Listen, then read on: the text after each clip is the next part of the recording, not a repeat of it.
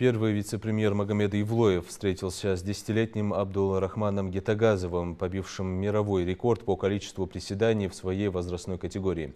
Воспитанник спортивного клуба «Чингиз» впечатлил всех своей дисциплиной и решимостью, установив рекорд в 7743 приседания за 4 часа.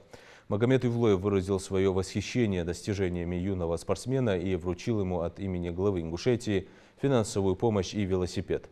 Абдул-Рахман Гетагазов, в свою очередь, поблагодарил за оказанное внимание и помощь. Он также поделился новыми целями. Мальчик планирует установить новый мировой рекорд по качанию пресса. Изначально юный рекордсмен рассчитывал выполнить 5000 приседаний за 4 часа, однако в итоге превзошел эту задачу. Для официальной фиксации достижений в Ингушетию прибыл главный редактор книги рекордов России Станислав Коненко. За процессом внимательно наблюдали эксперты, все требования были соблюдены.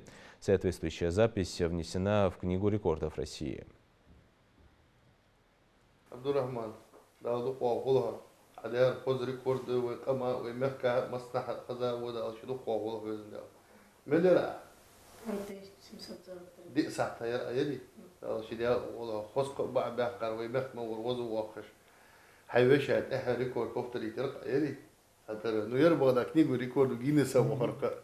تعرف عبد الرحمن حقود أحكي ويجبوها. الشديا والله ما شو دان ليها. والله قاس هو. كل ديشة.